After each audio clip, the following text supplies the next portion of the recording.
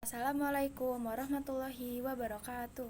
Nama saya Indria Pramesti Regita Cahyani dari kelas 10 Farmasi Industri. Di sini saya akan mempresentasikan dan menjelaskan teks anekdot yang sudah saya buat. Teks anekdot adalah sebuah cerita yang dibuat untuk memberikan kritikan dan sindiran yang biasanya ditujukan kepada pejabat atau petinggi tertentu, tetapi dengan bahasa yang sehalus mungkin sehingga pihak yang dituju tidak tersinggung. Struktur teks anekdot. 1. Abstrak. Abstrak menggambarkan isi teks secara umum agar pembaca bisa memberikan ilustrasi isi cerita. 2. Orientasi. Orientasi merupakan awal kejadian pada cerita atau juga bagian yang menjelaskan latar belakang mengapa peristiwa utama dalam cerita dapat terjadi. 3. Krisis. Krisis merupakan bagian yang menjelaskan mengenai pokok masalah utama dalam cerita. 4. Reaksi. Reaksi adalah bagian yang akan melengkapi berupa penyelesaian masalah.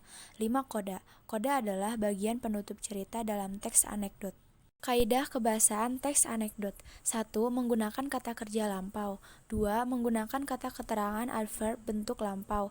3. Menggunakan gaya bahasa metafora atau kiasan.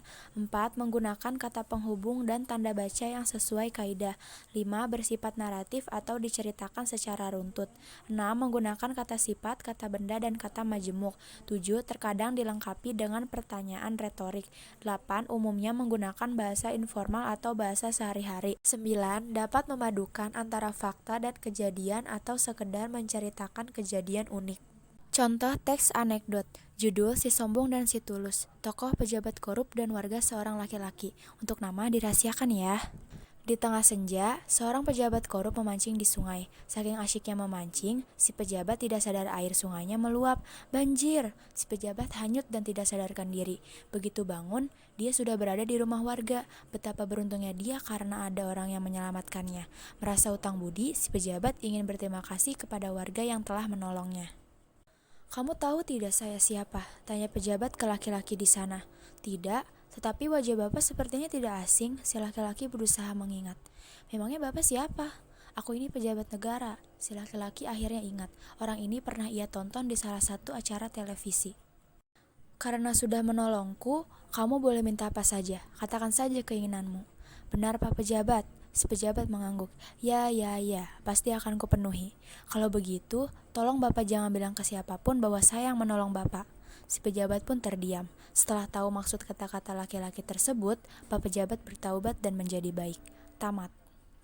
Amanat dari cerita teks anekdot tadi adalah bahwa kita harus menolong orang lain tanpa pamrih, tidak memandang status sosial dan ekonominya.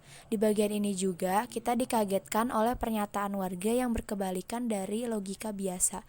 Biasanya kan kalau kita diberikan kesempatan untuk minta apapun, pasti kita akan mengajukan permintaan yang maksimal, entah itu berupa uang, mobil, atau hal-hal lain yang menguntungkan diri kita. Tapi berkebalikan dengan yang dilakukan warga ini, ia malah minta supaya namanya tidak disebarkan.